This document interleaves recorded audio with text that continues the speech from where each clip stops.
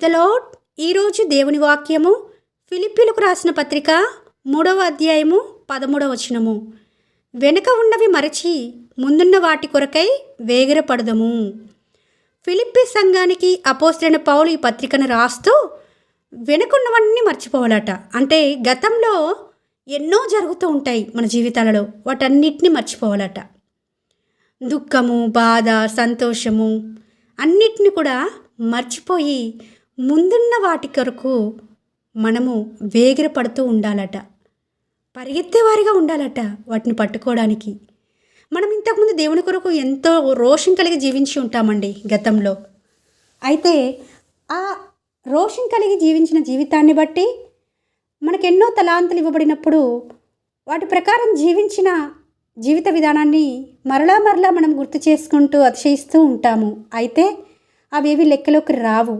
ప్రస్తుతము మనం ఎలా జీవిస్తున్నాము అనేవి దేవుడు చూస్తాడు. వెనుకున్న వాటిని మరవాలముంటే ఇదే అండి.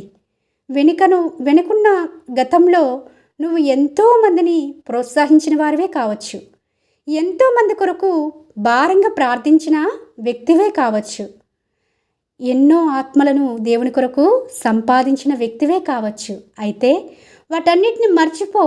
వాటిని మర్చిపోకపోతే నీలో అతిశయం వస్తుంది, ఆత్మీయమైన గర్వం వస్తుంది.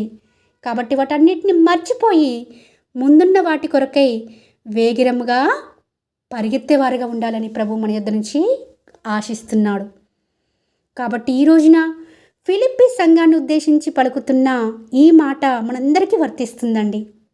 గతంలో ఎన్ని నిందలు భరించామో, ఎంతగా రోషం కలిగి దేవుణ్ణి వెంబడించామో, ఎన్ని హింసలైనను ఎన్ని అవమానాలైనను తట్టుకొని దేవుని కొరకు రోషం కలిగి జీవించామో వాటన్నిటినీ గుర్తించుకోవాలి.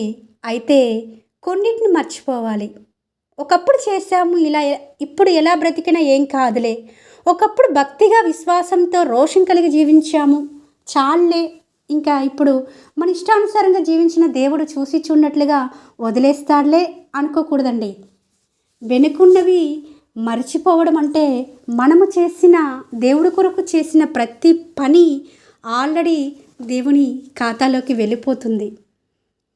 కాకపోతే మనము ఈ లోకం విడిచేంత వరకు, ప్రభు రాకడ వచ్చేంత వరకు ఈ లోకంలో మనము విశ్వాస యాత్రలో దేవుని కొరకు నమ్మకంగా జీవించవలసిన వారిగా ఉంటున్నామని ప్రభుపేట మనవి చేసుకుంటూ, వెనుకున్న ప్రతి వాటిని దేవునికే వదిలిపెట్టి వాటన్నిటిని మర్చిపోయి, విజయం కావచ్చు, అపజయం కావచ్చు, నష్టం కావచ్చు, ఏదైనా సరే మన జీవితంలో గతంలో ఏమి జరిగినప్పటికీ వాటన్నిటిని మరిచి ముందున్న వాటి కొరకై వేగిరపడే వారంగా దేవుని పిలుపును పొందుకున్న మనము దేవుని రాకడ పర్యంతం వరకు మనల్ని మనం పరిశుద్ధులుగా, నిర్దోషులుగా ఉంచుకొని దేవుని మహిమార్థమే జీవించి ఆయన రాకడలో ఎత్తబడేవారిగా ఉండాలని ప్రభుపేట మనవి చేసుకుంటూ మీ సహోదరి ఎలిజబెత్ రాణి.